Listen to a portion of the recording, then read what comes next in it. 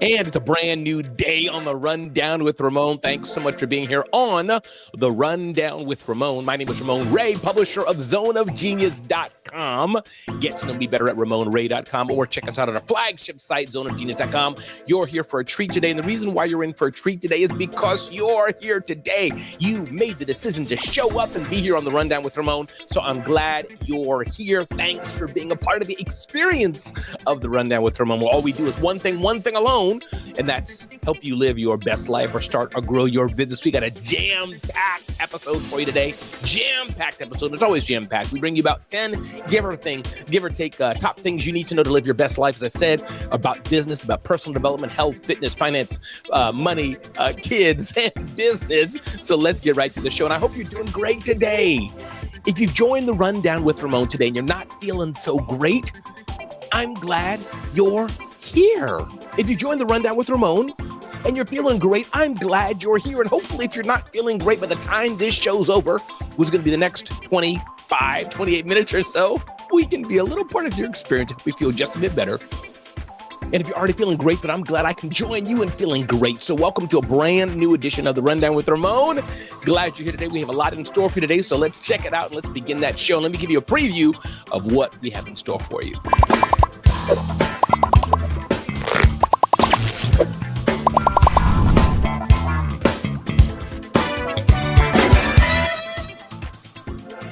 All right. Today we're going to talk about when want to test your business idea without spending too much money. Use the mousetrap model. Some strategies to grow your email subscription list for sure. We're going to talk about where did you put your keys, you forget that, and other things. A neuroscience professor offers 5 tips to improve your memory. I'm going to touch on some ways that you can cultivate customer connections, 20 tips for lasting loyalty. Don't forget to check out ChatGPT, how to use it as a reasonable person. Wall Street Journal is reporting that people are turning back items on Amazon and more and causing angst because Amazon has a very liberal policy of saying, hey, if you don't like it, return it. So a lot of Amazon sellers are being fraudulently having items returned. Reduce workload, ask for help is the name of the game. This from Lenny's newsletter where he writes, zigging versus zagging, how HubSpot built a $30 billion company. She used her kids' college fund to build a side hustle, but the product was unsellable and more. Again, this is the Rundown with Ramon, so let's get with it today. Got a brand new show for you. Let's jump into it right now. Ding, ding, ding, ding, ding, ding, ding, ding. Some strategies to grow your email subscriber list or your newsletter or blog. How can you do that? Writes my friend, Melinda Emerson. You definitely want to check her out. Small biz lady on Twitter, Melinda Emerson. If you know her, definitely tag her and let her know that Ramon Ray is talking about her. So email is so important. And I find that many people don't use the power of email enough, but email is very important. Very important. Having your own email list, the email subscribers that belong to you, that the social media algorithms can't take over and do something that they want, can't throttle your content. So email subscriptions are very, very important. So what are some strategies to grow your email list? Well, one, the reason you want to do it, Melinda Emerson writes, importance of growing your list, increased reach, larger subscription list, and of course, a more highly engaged list means more people receive your content. Higher engagement. Engaged subscribers are more likely to interact with your emails. Enhanced customer relationships. You're serving your future or your current customers via your email list.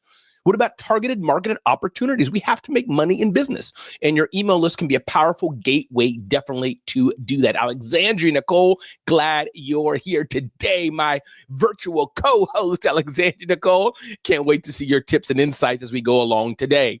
Create compelling content is one way to do it. That's the best way. Just produce great content if you're looking to grow your email list. Number 2, optimize your subscription forms. Are you making it easy so that people can sign up for the information you have? Offering incentives. Why should people even sign up for your email list? Use pop-up and slide-in forms. Implement pop-up or slide-in subscription forms that appear at various moments during a visitor's interaction with your website or blog. What about hosting webinars or events? Leveraging the power of social media. Promote your newsletter or blog across your social media channels. Run contests or giveaways. Host contests, sweepstakes, or giveaways that require participants to subscribe to your newsletter. Utilize paid advertising. Optimize for search engines. Encourage referrals. These are ways you can optimize your email list and get to the next level. Thank you for being here, Alexandra Nicole. I'm happy you're here too. Hey, Karen Venzen, glad you're here today. What a great day to you, Karen Venzen. So email newsletters are super duper powerful. Email newsletters are a great way to engage customers, serve more customers, connect with your audience directly. Yes, SMS text is good, but I find sometimes people text too much and that annoys me more and I'll hit stop so fast. But email, I don't mind getting that, and I'll give you a secret hack. I filter my emails that come to my email list. Any email with the word unsubscribe, I filter that email so I can read it later on. I don't delete it, but I can read it later on because it's an email newsletter. That means it's not a priority. So don't forget your email. Don't forget your email list. That is a great way that you can connect to your customers and build your business. One new email service I've been trying out is Beehive. And if you want my list of top email providers, you can just DM me on Instagram. My Instagram is Ramon Ray Smart Hustle. Ramon Ray Smart Hustle. Just DM me the keyword email, and I'll send you my top list of email providers. So that was about email list. Ding, ding, ding, ding, ding, ding, ding, ding. Test your business idea without spending much money. So you have a business idea. You have an idea for a new line of business or a new product or service. How can you test it to know what the market may or may not do?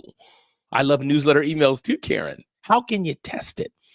One way is Entrepreneur writes here, the writer is Paul Cheek, says the mouse trap method. Now, there's many different ways you can test these things, but one way is you don't have to build the full product. What if instead you just build a simple landing page? You put a little teaser together, and invited people to sign up, invited people to subscribe, invite people to join the waiting list for $99 and see where that goes. Now, car companies don't do exactly this. I'm sure they built the cars and they're far into production, but don't they say, if you want to reserve this car, pay $99 just to reserve it, pay $100, pay something just to reserve it. And that'll give us indication of what the demand is before we start cranking these out in force. You can do that too with a new idea you may or may not have. So you can test how that works for your business. It's called the mouse trap method. You may have an idea. You don't have to spend a lot of money and do it. But one thing I do want to encourage you not to do, don't let the power of perfection, don't let wanting it to be right, don't let wanting it to be perfect to keep you from launching it, because it will never be right. It will never be perfect. And you have to be comfortable with that. So I encourage you, don't let perfection stop you from launching your new idea. But if you have a new idea, test it. Minimal ways you can do it. Buy a domain name, build a small little website, and say, hey, listen, I'm thinking of launching this. Do you want to join? And you'll know if people want to join or not. Again, my name is Ramon Ray. This is The Rundown with Ramon.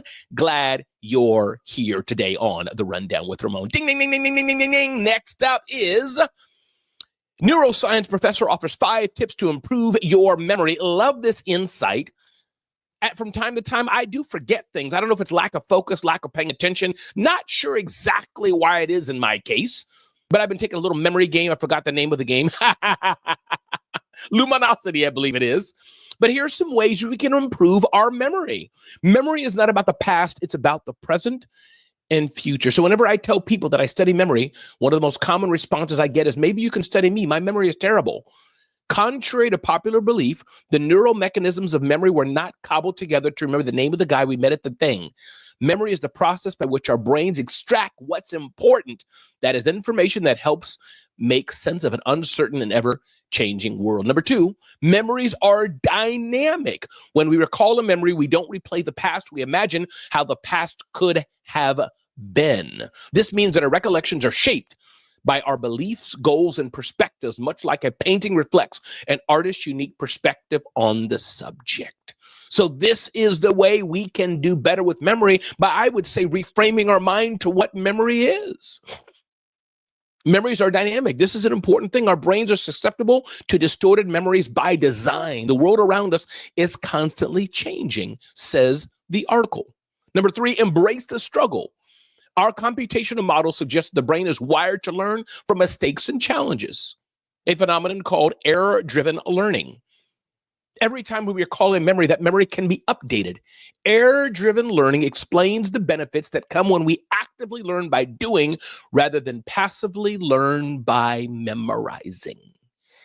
Number 4, flex and protect. We tend to focus on our shortcomings when it comes to memory, but for the most part, we do a pretty good job of remembering what we need to thanks to the prefrontal cortex. Diversify our brains training data. The most advanced artificial intelligence products acquire knowledge by plowing through massive amounts of human-generated training data. What makes human imagination special is that it offers a version of reality marked by the idiosyncrasies of its creator rather than a perfect recording. I'm not sure I agree with that so much. The creator of the brain was God, but he doesn't have idiosyncrasies. But the point being, memory can be improved. Memory can be an asset for us. Love this, Karen Benson. Write it down, make lists. Yes, yes, yes, yes, yes. To improve memory. Alexandra Nicole chiming in here. Love it. Wait lists are a great way to gauge interest. That's exactly right. That's exactly right. Then you at least know, hey, are people interested? It doesn't mean they'll buy, but it's better than going blind, right, Alexandria? And people, and you not having any idea, do people want this or not? I'm launching a few new things in 2025. Wait till you see what it is. Ding, ding, ding, ding, ding, ding, ding, ding. Cultivating customer connections, 20 tips for lasting loyalty. And of course, loyalty is not going to be forever. But how do you cultivate a culture of loyalty with your customers? And if you want these tips, just DM me on Instagram, customer loyalty, and I'll send you links to this. DM me on Instagram, Ramon Ray Smart Hustle. Prioritize customer satisfaction. Are you prioritizing this in your business? Are you listening to the power of customer feedback? Are you personalizing the experience for your customers? Are you being transparent and honest? Are you providing exceptional customer service? Are you staying connected to your customer base? What about loyalty rewards? Are you offering customers rewards for actions they can do? What about fostering community engagement? Are you anticipating their needs? Are you being responsive to your customers' needs? What about celebrating their milestones? This is good. My team put this together and let me do this. If this is good for you and you want this, just DM me on Instagram, customer loyalty, and I'll send this to you. Celebrate milestones. Engage in social responsibility. Offer educational resources. Stay consistent. Go the extra mile. Solicit customer input. Provide ongoing support. Build emotional connections. Stay relevant continuously. Solicit and act on feedback. This is important. This is how we grow businesses. This is how we build a better connectivity and loyalty amongst our customers. If you do this, you will have customers for life. This doesn't mean they'll always buy from you, but this means they'll surely be in your mind. I have some calls set up with some future customers of mine. They bought from me. They are customers, but I want them to continue to be customers in the coming months. And it's important to communicate. It's important to add value. I love it. Karen Vincent says she uses the power of text. Absolutely. Text and say, how are you? How can I add value? Where everything's going? Not to sell, but just to keep in touch. That's how things are done. Again, if you just joined, my name is Ramon Ray. This is the Rundown with Ramon. Get to know me better at RamonRay.com. Get to know me better at zoneofgenius.com. Ding, ding, ding, ding, ding, ding, ding. Up next, how I use ChatGPT like a reasonable person. This is from our friends at Every.2. We built a ChatGPT bot that we think can solve significant problems for founders. It's called Founders Friend. Founders Friend is a voice-first chat bot that provides a safe space for founders. Now, this is a new tool by Every.2. They include emotional controlling, prompt construction, and a slight shift in your thinking. In this article, the writer explores these things in depth. Other thoughts will be big, important ideas I can publish. Here's what I'm getting out of this nugget here. ChatGPT is powerful, but many of us are prompting it wrong, or many of you are not prompting it. So for the small business owner that doesn't know this, it's the power of the prompt that makes AI, generative AI tools powerful. Learning how to prompt, learning how to ask the right questions, asking it what questions you should ask, asking it to debate itself, as it were, and help pull out. The information is already there. Billions and billions and billions and zillions of information are there. ChatGPT is taking that information, that contextual information, contextualizing it, pulling it together, and adding better thought. It's a program. Humans built it. But we can't do all it can do. We can't go to Encyclopedia Britannica, CD-ROMs, or that's old school, but you get what I mean. We can't go to this and this database, this and this database, these and these sources, this article, that article, this writing, this article, and this writing, and pull them together for something intelligent. But generative AI can. Generative AI can. So that's the power of having more thoughtful conversations with your generative AI programs. It says here, customers will remember you when they are in need and they will refer you. That's exactly right, Karen Benson. Happens to me all the time as a professional motivational speaker. Customers will remember you, and when they need you, they will refer business to you, or they'll hire you again. Absolutely. Again, welcome to the Rundown with Ramon. Ding, ding, ding, ding, ding, ding, ding, ding. Return fraud is on the rise. Amazon sellers are being overwhelmed by people fraudulently returning items. The item was delivered, you say it wasn't, or the item was delivered and you return it in an empty box full of concrete. That ain't nice. You return the wrong item, a different item, and more. This is not good. Let's not be fraudulent people. Let's be honest consumers. You may think Amazon got $1 billion business, but you know who you're hurting? You're hurting the small seller in the end when you're fraudulent. Alexandra Nicole, I love this. Programming it to know my business was a game changer. Yes, by telling it to ask me 20 questions to better understand us. Come on now, Alexandra. Yes, going back to how we use ChatGPT better, for sure. Customers will remember you when they are in need and they will refer you. Love that. I said that earlier. So thank you so much for that, Karen. Thank you so much for that, Alexandria. This is important. The best way to use generative AI is to train it who you are. Train it how to serve you better. Hey, what's up, Deborah Williams? Glad you're here today. Welcome to a brand new day on the Rundown with Ramon, Deborah Williams. But again, welcome to the Rundown with Ramon. Ding, ding, ding, ding, ding, ding, ding, ding, ding. Reduce work overload by asking for help. A word that many people don't like, many people don't know, but the simple way of saying, I need help. And not by saying, I need help, like, can you do it for me? Hey, Alexandria, can you spare $1 for a brother? Not quite like that, which you could do if you're really in need, but the I need help more so, hey, Alexandria, I'm going to an event.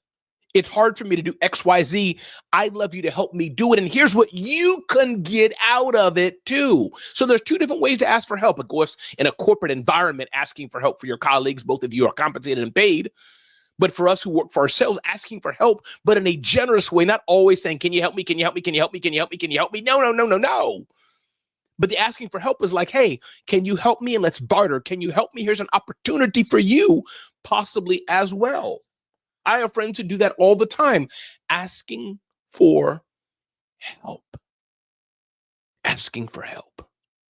If you feel overwhelmed, feel overworked, one of the best ways to get around that, one of the best ways to do that is say, how can I help? How can I add value? And let me tell you this, it's important to ask for help, but it's also important to volunteer to help when you see someone in need. And this insight came from Candid Culture, candidculture.com, talking about reduce work overload, ask for help, blog post here. If you find yourself with work overload and you aren't sure what to do, consider taking these 4 steps. Eliminate work overload, step 1. Every time you find yourself doing something that someone else could and should do, write it down, including how much time the task took. Eliminate work overload. Step 2, watch out for and eliminate time suckers. This includes people, problems, and processes. Eliminate work overload. Step 3, sometimes doing 110% isn't important.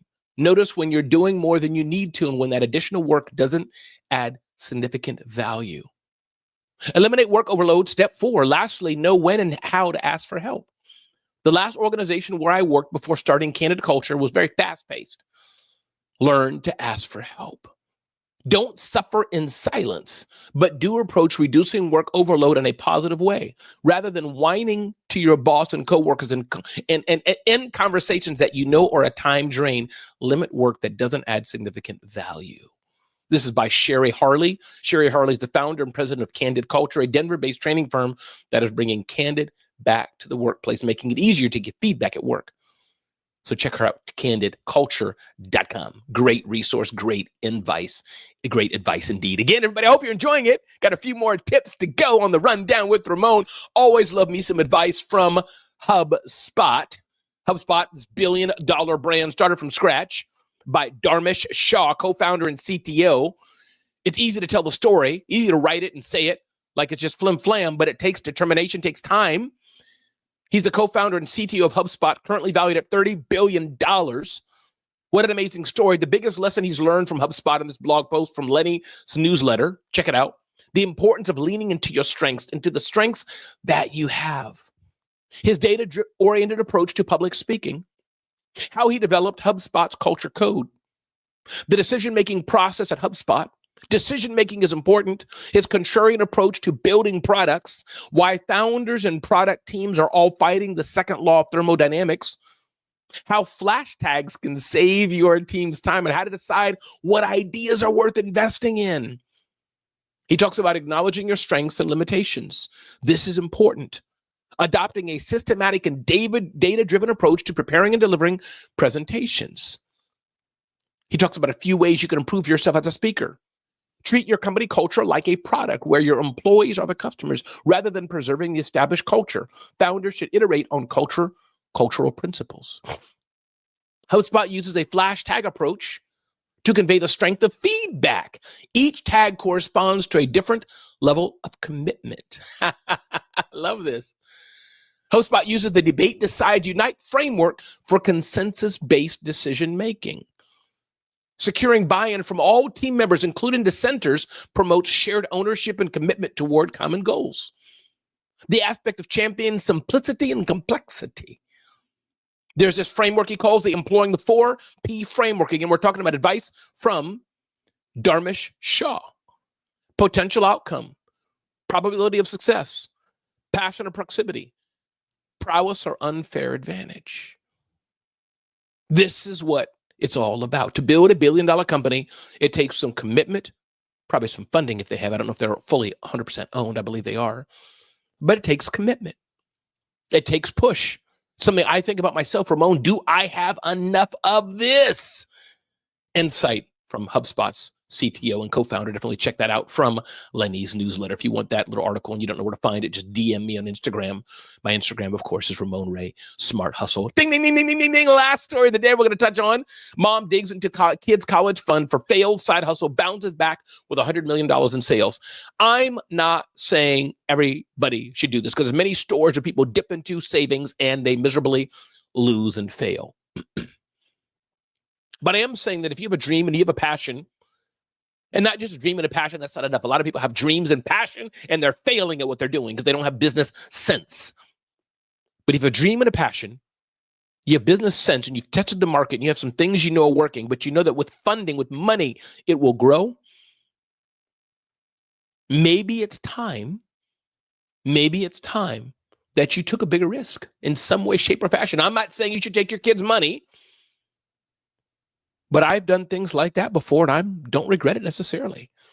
Started 5 companies, sold 3 of them. Started smarthustle.com, sold it. Sold smallbiztechnology.com, sold it. Sold Small Business Summit, sold it. And a lot of that was done on credit card debt. Many people don't like to talk about that. But sometimes you got to do what you got to do to get the dreams you want to get to the places you want to be.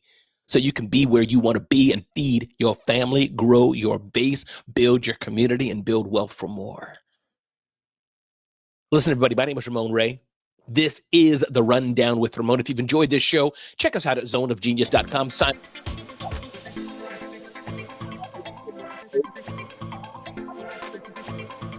to be clear on what you really, really, really want in life and in business. Ask yourself, Karen, ask yourself, Alexandria, do you even want to be in business? This is not Shark Tank. There's no music or soundtrack. There's no commercial break. It's real life. Are you hungry enough to be where you need to be? What are your prices like? Are they premium? Or are they cheap? What do you do best? That's where you've reached that zen, that perfect zone of genius for life. What's up, Scott Simons? Glad to have you here. Always glad to have Scott Simons pop into the Rundown with Ramon show. I wish you all a great day, a blessed future, and remember to make an impact in the life of somebody else. There's somebody out there that needs you, somebody out there that can be counting on you for success, somebody out there who you could help along the journey. Let's all reach out to each other and make the world a better place. Again, my name is Ramon Ray. This is the Rundown with Ramon, and I will see you on the next edition of the Rundown with Ramon.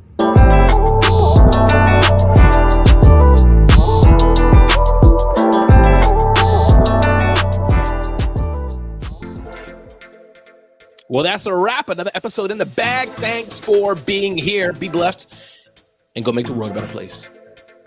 Alexandra Nicole, I know you do. I love being in business. Absolutely. Thanks for being here, Alexandria. Have a good day, everybody.